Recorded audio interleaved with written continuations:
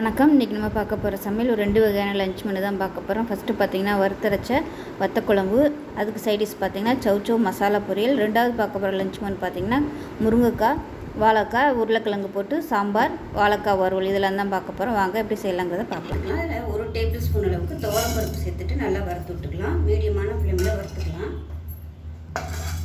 கருது விட்டிங்கன்னா டேஸ்ட்டு மாறிடும், அதனால் மீடியமான ஃப்ளேமில் வறுத்துக்கலாம்.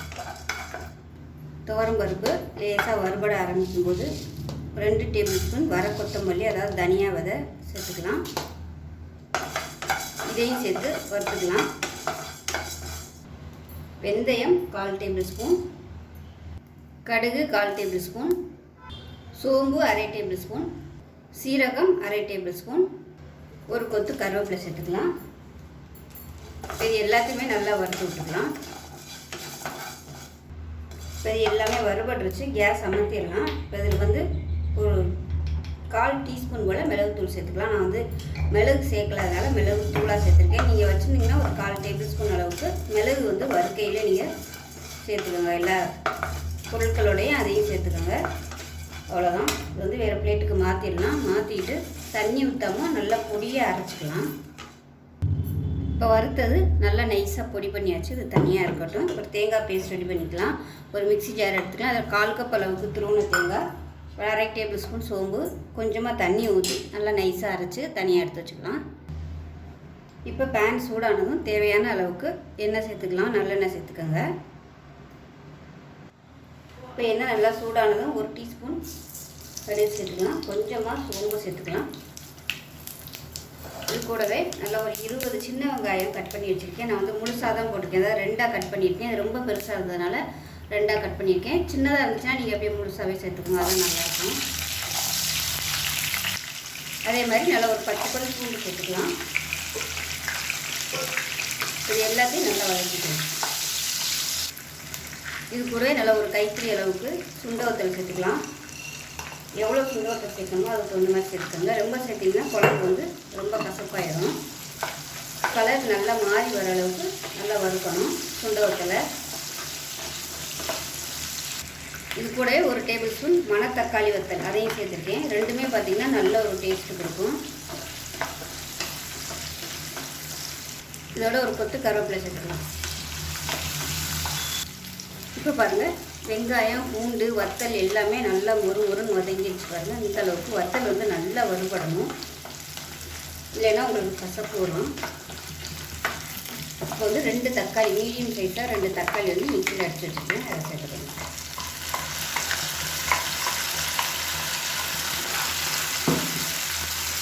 இப்போ இதோடவே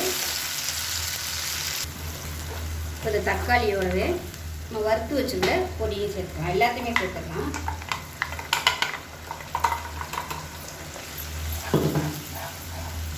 இப்போ இதோட மிளகாத்தூள் சேர்த்துக்கலாம். காரம் எவ்வளோ தேவையோ அதுக்கு தகுந்த மாதிரி சேர்த்துக்கோங்க. நான் கொஞ்சம் காரம் கூட தான் வச்சுருக்கேன். ஏன்னா வத்தக்குழம்பு காரம் நல்லா அதிகமாக இருந்தால் தான் நல்லாயிருக்கும். ஒரு 2 டேபிள் ஸ்பூன் காரம் சேர்த்துக்கேன். இப்போ இது எல்லாமே நல்லா எண்ணெய் பிடிச்சி வரட்டும்.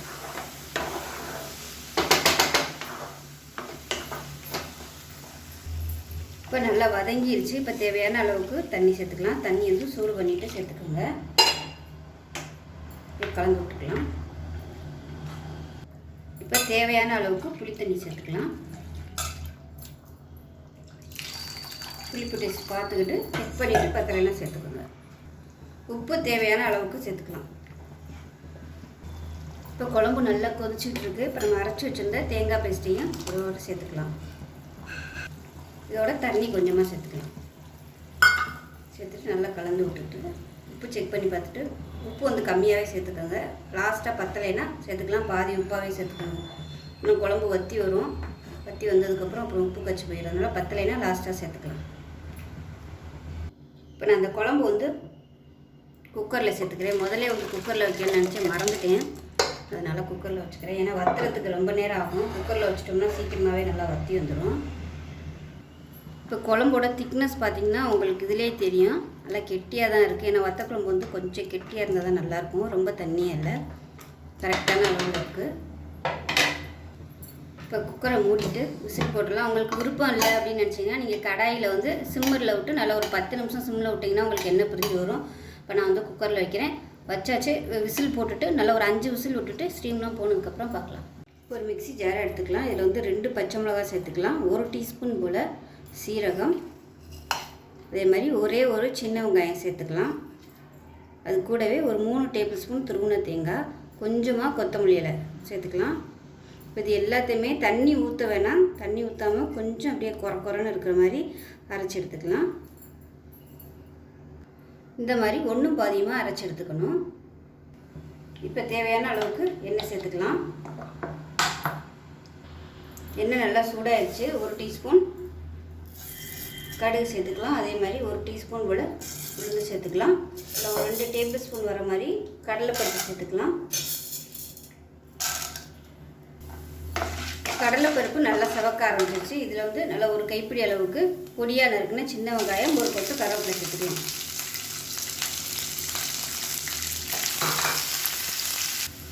வெங்காயம் நல்லா வதங்கிடுச்சு. இதில் பார்த்தீங்கன்னா ஒரு 200 கிராம் அளவுக்கு chow வந்து இந்த அளவுக்கு பொடியாக கட் பண்ணி வச்சுருக்கேன். தோலெல்லாம் எடுத்துட்டு இதை சேர்த்துக்கலாம். சேர்த்துட்டு ஒரு 2 நிமிஷம் வதக்கி வச்சுக்கலாம்.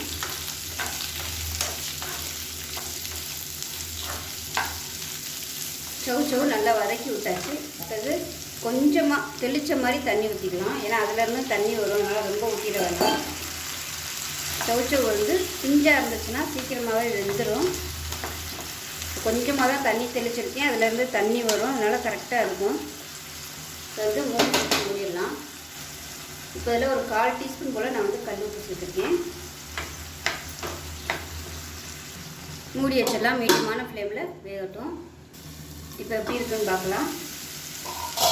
பார்த்தீங்கன்னா chow நல்லா வெந்துருச்சு. இது மாதிரி கையிலையோ கரண்டிலையோ வச்சு நசுக்கி பார்த்தீங்கன்னா உங்களுக்கு அது வந்து நசுங்குச்சுன்னா உங்களுக்கு நல்லா வெந்துருச்சுன்னு அர்த்தம். தண்ணி வந்து பார்த்துக்கிட்டு நீங்கள் சேர்த்துக்கோங்க. வேகாத மாதிரி இருந்துச்சுன்னா தெளித்து மூடி வச்சுக்கோங்க. இப்போ பாருங்கள் காய் நல்லா வெந்துருச்சு. லேசாக தண்ணி இருக்குது. இப்போ ஹை ஃப்ளேமில் வச்சு இந்த தண்ணியை வற்ற விட்டுக்கலாம். இப்போ தண்ணி நல்லா வற்றிருச்சு. நம்ம அரைச்சி வச்சுருக்க இந்த தேங்காவை வந்து சேர்த்துக்கலாம். தேங்காவை சேர்த்துட்டு மீடியமான ஃப்ளேமில் நல்லா அந்த பச்சை வாசனை போக வதக்கி விடணும். இப்போ 1 நிமிஷம் பரட்டி விட்டுக்கலாம். அடுப்பு வந்து மீடியமாக வச்சுக்கோங்க. இந்த மாதிரி தேங்காய் அரைக்கையில் இளம் தேங்காய் எடுத்திங்கன்னா உங்களுக்கு அரைக்கையில் பால் தான் வரும். ஒழுங்காக அரைப்படாது. அதனால் கருப்பு தேங்காயை எடுத்துக்கோங்க. அப்போ தான் நல்லா வந்து உங்களுக்கு இந்த மாதிரி உதிரியாக வரும். இப்போ அவ்வளோதான். அருமையான chow பொரியல் ரெடி ஆயிடுச்சு. இப்போ வத்த குழம்பு எப்படி இருக்குன்னு பார்க்கலாம். பாருங்கள் நல்லா சூப்பராக வந்துருச்சு. நம்ம இந்த அளவுக்கு குழம்பு இருந்துச்சு. நல்லா அந்த மாதிரி விசில் விட்டு வரையில் நல்ல ஒரு திக்னஸ் கிடச்சிருச்சு பாருங்கள். இப்போ இதுவே நம்ம கடாயில் பண்ணோம்னா ரொம்ப நேரம் ஆகும் இந்த மாதிரி வர்றதுக்கு, எண்ணெய் தெளிஞ்சு வர்றதுக்கு. அதனால தான் எப்போயுமே வந்து நான் குக்கரில் வைக்கிறது. குக்கரில் வச்சோம்னா சீக்கிரமாகவே வந்து எண்ணெய் தெளிஞ்சு வந்துடும். இந்த மசாலாவோட பச்சை வாசனை எல்லாமே போயிடும். இப்போ இந்த குழம்பு எடுத்து நீங்கள் ஊற்றுனீங்கன்னா உங்களுக்கு அது ஓடாது, தண்ணியாக ஓடாது. அந்த மாதிரி தண்ணியாக ஓடிச்சுன்னா உங்களுக்கு மசாலாலாம் சரியாக வேகலை அப்படின்னு அர்த்தம். இப்போ அவ்வளோதான். அருமையான வத்த குழம்பு ரெடி ஆயிடுச்சு. இப்போ இந்த குழம்பு வந்து நான் ஒரு கிண்ணத்தில் வந்து விட்டு காமிக்கிறேன் பாருங்கள். இது பார்த்தீங்கன்னா அப்படியே நிற்கிது பாருங்கள். இந்த மாதிரி இருந்துச்சுன்னா நீங்கள் எந்த குழம்பு வச்சாலும் இந்த மாதிரி கரெக்டாக இருந்துச்சுன்னா கரெக்டான பக்குவத்தில் வந்து ரெடி ஆகிருக்குன்னு அர்த்தம். தண்ணி ஆட்டம் ஓடக்கூடாது. இப்போ இது வெளியே வந்துச்சுன்னா உங்களுக்கு அந்த எண்ணெய் தான் வெளியில் வரும், மசாலா வந்து வராது. அந்த எண்ணெய் தான் வெளியில் லீக் ஆகி வரும். இந்த மாதிரி இருந்துச்சுன்னா கரெக்டான பதத்தில் வந்துருக்குன்னு இருக்கும். இது வந்து நீங்கள் குக்கரில் வச்சாதான் உங்களுக்கு இந்த மாதிரி வரும் இவ்வளோ சீக்கிரம். இல்லைன்னா வந்து கடாயில் பண்ணும்போது இந்த மாதிரி வராது. இதில் வந்து வெல்லம் சேர்க்கலை. விருப்பப்பட்டால் நீங்கள் வெல்லம் சேர்த்துக்கலாம். அவ்வளோதான். அருமையான வத்த குழம்பு ரெடி ஆயிடுச்சு. சூடான சாதம் ரெடி ஆயிடுச்சு. குழம்பும் ரெடி ஆயிடுச்சு. chow பொரியல். சாம்பார் செய்கிறதுக்கு 150 கிராம் அளவுக்கு துவரம்பருப்பு நல்லா கழுவிட்டு மஞ்சத்தூள், சீரகம், வெந்தயம், கொஞ்சமாக எண்ணெய் விட்டு நல்லா ஒரு 5-6 விசில் விட்டு வேக விட்டு எடுத்துருக்கேன். இப்போ இதில் தண்ணி சேர்த்துக்கலாம். சாம்பார் எவ்வளோ வைப்பீங்களோ அதுக்கு ஏற்ற அளவு நீங்கள் தண்ணி ஊற்றிக்கணும்.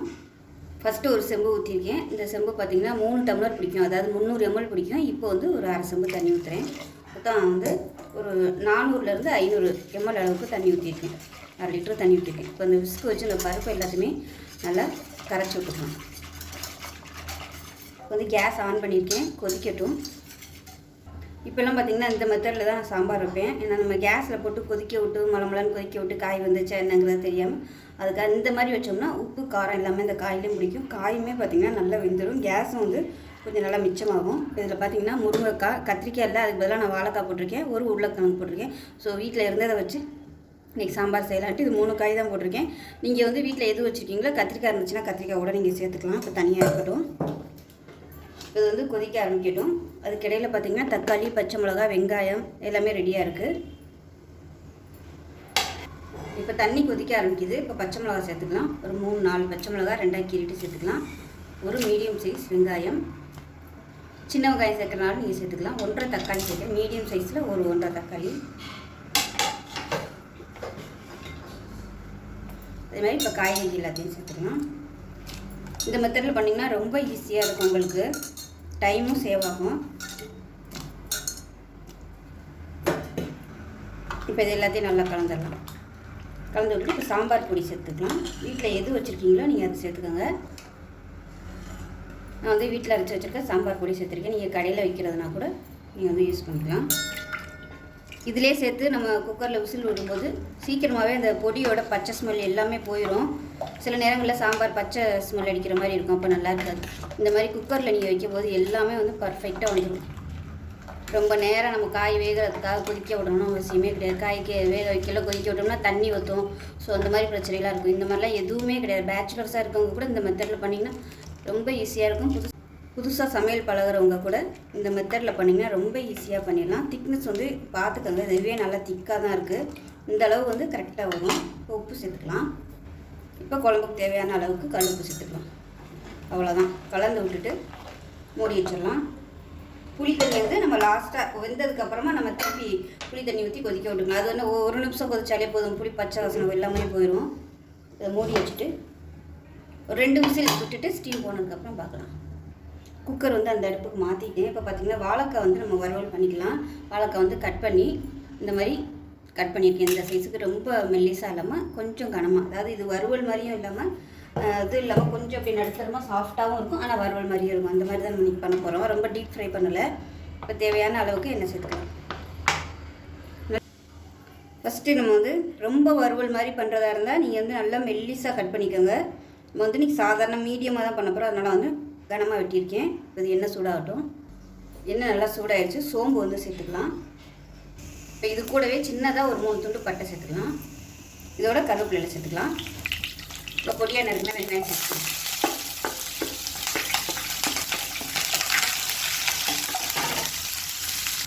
இப்போ வெங்காயம் இந்த அளவுக்கு வதங்கினதும் நான் வந்து இப்போ 1 நிமிஷத்துக்கு முன்னாடியே வாழைக்காயை வந்து இந்த மாதிரி வடிகட்டியில் வந்து போட்டு தண்ணியை வடிச்சிட்டேன். தண்ணியோடு எடுத்து போட்டிங்கன்னா அப்படியே தெரிக்கும். இப்போ இந்த வாழைக்காயை இதை சேர்த்துக்கலாம்.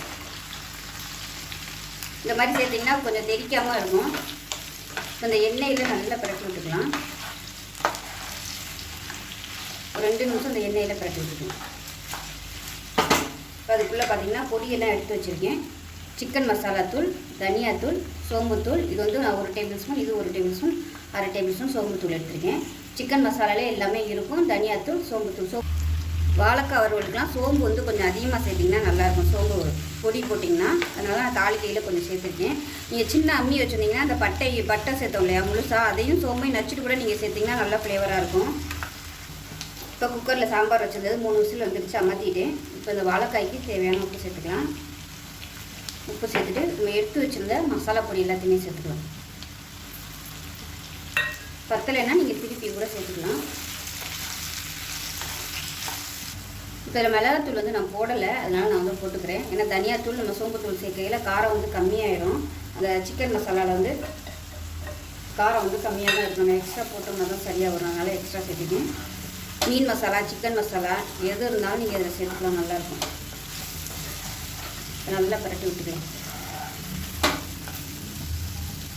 இப்போ இதிலே தெரியும் மசாலா வந்து நல்லா கோட்டாயிடுச்சு. அதே சமயம் வாழைக்காயும் நல்லா கொஞ்சம் அப்படியே சாஃப்டாக வந்துடுச்சு. இந்த ஸ்டேஜில் பூண்டு வந்து தட்டி வச்சுருக்கேன் தோலோட, அது வந்து ஒரு 3 பல் சேர்த்துக்கலாம். முதலே சேர்த்தோம்னா கறிக்கிறோம், அதனால இந்த ஸ்டேஜில் சேர்த்துக்கலாம். இப்போ நான் அதை கரண்டி வச்சுக்கனால இல்லை கிளற முடியல, இந்த மாதிரி கிளறி விட்டுருவோம். இப்போ எண்ணெய் பத்தலை, அதனால் கொஞ்சமாக எண்ணெய் ஊற்றிக்கலாம். இந்த மாதிரி வறுவல் பண்ணுற ஐட்டம் எல்லாத்தையுமே முதலே வந்து நீங்கள் எண்ணெய் ஊற்றிட்டிங்கன்னா நம்ம மசாலா பொடையில் இந்த மசாலா ஃபுல்லாக அந்த எண்ணெயிலே வந்து கருகி போயிடுவோம். அதனால் பத்தலைன்னா கொஞ்சம் கொஞ்சமாக எண்ணெய் சேர்த்துக்கலாம். இல்லைன்னா உங்களுக்கு அந்த மசாலா எதுவுமே ஒட்டாது. எடுத்ததுமே நீங்கள் எண்ணெய் நிறைய ஊற்றிட்டிங்கன்னா நம்ம மசாலா ஃபுல்லாக அது அப்படியே எண்ணெயில் இறங்கிடும். கொஞ்சம் கூட அந்த நம்ம போடுற உருளைக்கிழங்காக இருக்கட்டும், வாழைக்காயாக இருக்கட்டும் ஒட்டாது. இந்த மாதிரி கொஞ்சம் கொஞ்சமாக எண்ணெய் விட்டுக்கிட்டோம்னா நல்லாயிருக்கும். இது வந்து வேகட்டும். இப்போ மூடி வச்சிடலாம். இந்த ஸ்டேஜில் உப்பெல்லாம் செக் பண்ணி பார்த்துட்டு சேர்த்துக்கோங்க. அப்புறம் நீங்கள் கடைசியாக போட்டிங்கன்னா பத்தாது. வேகையிலே உப்பு போட்டிங்கன்னா தான் அது வந்து உப்பு சாரும். மறுபடியும் நல்லா பரட்டி விட்டுக்கோங்க. மீடியமாக வச்சு பரட்டி விட்டுக்கோங்க. அந்த வாழைக்காயும் உடஞ்சிடக்கூடாது. அதே சமயம் இது வந்து சாஃப்டாக இருக்கும் இந்த வறுவல். அதே சமயம் ஒத்த ஒத்தையாக இருக்குது பாருங்க. சாம்பார் சாப்பிட்டுலாம் சூப்பராக இருக்கும் இந்த வறுவல். மூடி வச்சிடலாம். மூடி வச்சோம்னா தான் அது வேகும். அந்த ஆவியிலே சீக்கிரமாக வேகும். இப்போ வாழைக்காய் வறுவல் எப்படி இருக்குன்னு பார்க்கலாம். பாருங்கள், நல்லா சூப்பராக ரோஸ்ட் ஆகிடுச்சு. நல்லா ஒரு மீன் வறுவல் இருக்க மாதிரி வாசனை சூப்பராக இருக்குது. அவ்வளோதான், அமர்த்திடலாம். மேலப்பில் விருப்பப்பட்டால் நீங்கள் கொத்தமல்லியோ இல்லை கருவேப்பிலையோ போட்டு பரட்டி விட்டுட்டு அமர்த்திடலாம். அவ்வளோதான், சூப்பராக ரெடி ஆகிடுச்சு. இப்போ வந்து அமர்த்திடலாம். அமர்த்திட்டு தனியாக எடுத்து வச்சுட்டு சாம்பார் எப்படி இருக்குன்னு பார்க்கலாம். சாம்பார் போகலை, கொஞ்சம் நேரம் ஆகட்டும். இப்போ சாம்பார் எப்படி இருக்குன்னு பார்க்கலாம். பாருங்கள், நல்லா சூப்பராக வந்துருச்சு. பாருங்கள், நல்ல பருப்பெல்லாம் நல்லா கரைஞ்சி சூப்பராக இருக்குது. இது ஆறுச்சுன்னா உங்களுக்கு கரெக்டான அளவில் வந்துடும். இப்போ வந்து புளி தண்ணி சேர்த்துக்கலாம். எவ்வளோ தேவையோ நீங்கள் அதுக்கு தகுந்த மாதிரி சேர்த்துக்கோங்க. இல்லை கொஞ்சமாக வேணுனாலும் நீங்கள் சேர்த்துக்கலாம். முதலே புளி ஊற்றுறதாலும் ஊற்றிக்கலாம். நான் அந்த மாதிரி பண்ண மாட்டேன். வச்சுட்டு தான் அதுக்கப்புறமா ஒரு 2 நிமிஷம் கொதிக்க விட்டோம்னா சரியாக போயிடும். இப்போ எல்லாமே கரெக்டாக இருக்குது. உப்பு மட்டும் பத்தலை, உப்பு சேர்த்துக்கலாம். இது வந்து கொதிக்கட்டும்.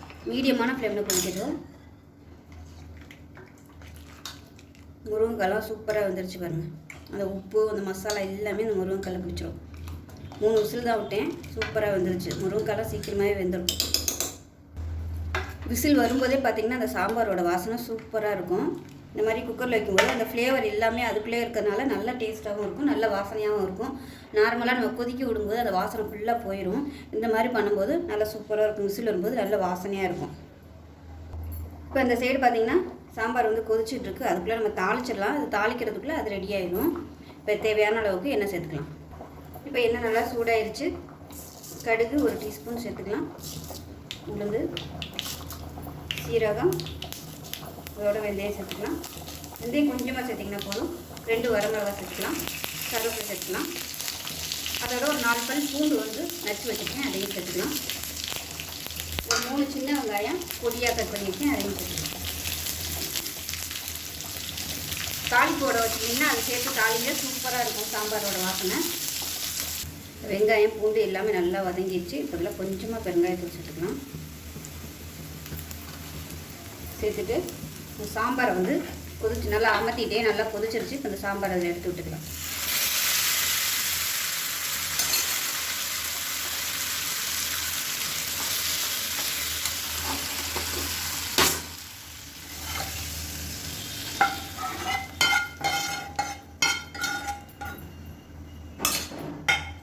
தாளிச்சதை கொட்டிட்டு மேலாப்பில் கொத்தமல்லி இலை சேர்த்துக்கலாம். சேர்த்துட்டு அப்படியே மூடி வச்சுருங்க. மூடி வச்சு நீங்கள் எப்போ சர்வ் பண்ணி சாப்பிட போகிறீங்களோ அப்போதைக்கு ஓப்பன் பண்ணுங்கள். நல்லா அருமையாக இருக்கும். இப்போ தான் மூடி வச்சுக்கலாம். அவ்வளோதான், அருமையான சாம்பார் ரெடி. இப்போ பாருங்கள், நல்லா சுட சுட சோறு ரெடி ஆயிடுச்சு. சாம்பார்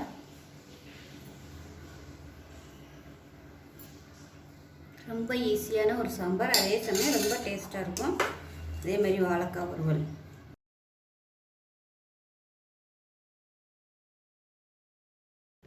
இப்போ பாருங்கள், அருமையான வாழைக்காய் வறுவல், முருங்கைக்காய், உருளைக்கிழங்கு போட்டு சாம்பார் சூப்பராக ரெடி ஆயிடுச்சு. ஸோ இதுதான் இன்றைக்கான சிம்பிளான லஞ்ச் மெனு. ஸோ இந்த வீடியோ பிடிச்சிச்சின்னா லைக் பண்ணுங்கள், கமெண்ட் பண்ணுங்கள், சேனலை சப்ஸ்கிரைப் பண்ணுங்கள், பக்கத்தில் உள்ள பெல் பட்டனையும் ப்ரெஸ் பண்ணுங்கள். நன்றி.